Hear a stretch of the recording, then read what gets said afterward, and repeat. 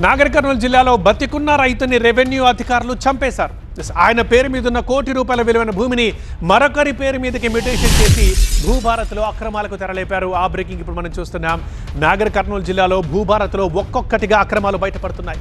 బతికున్న రైతుని రికార్డుల్లో రెవెన్యూ అధికారులు మృతుడిగా, చనిపోయిన వాడిగా చూపించారు. ₹1 కోటి విలువైన భూమిని మరో వ్యక్తి పేరుతో మ్యూటేషన్ చేయించారు అధికారులు.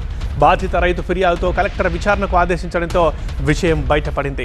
ఇందులో ఇన్వాల్వ్ అయినట్లు ఆరోపణలు ఎదుర్కొంటున్న డిప్యూటీ తహసీల్దార్ సస్పెన్షన్ చేసి భూభారతి ఆపరేటర్ని తొలగించారు.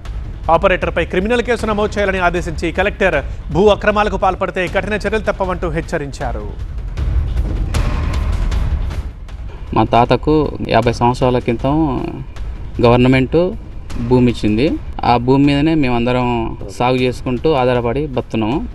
మాకు తెలియకుండా గత 4 నెలల క్రితం ఒక ఎస్టీ అతను మా తాత బతికుండగానే చనిపోయినట్టు పత్రాలు సృష్టించి మా తాత పేరు మీద లేకుండా అతను రిజిస్ట్రేషన్ చేసుకొని దాన్ని వేరే వాళ్ళకు ₹1,50,00,000 సేల్ కింద అమ్ముతుంటే మాకు కొంత సమాచారం అందింది. నేను 1 నెల కింద దాన్ని ఆన్లైన్లో చెక్ చేస్తే అది మా తాత పేరు మీద లేదు ల్యాండ్.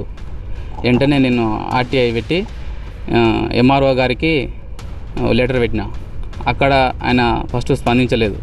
తర్వాత ఆర్డీఓ దగ్గరికి వెళ్ళిన. ఆర్డీఓ కా నుంచి డైరెక్ట్ కలెక్టర్ దగ్గరికి వెళ్ళిన. కలెక్టర్ గారు దాన్ని పూర్తిగా విచారించి దాని మీద చర్యలు తీసుకొని రిజిస్ట్రేషన్ చేసిన వాళ్ళ మీద కఠిన చర్యలు తీసుకొని రిజిస్ట్రేషన్ చేస్తానని ఆదేశాలు ఇచ్చారు.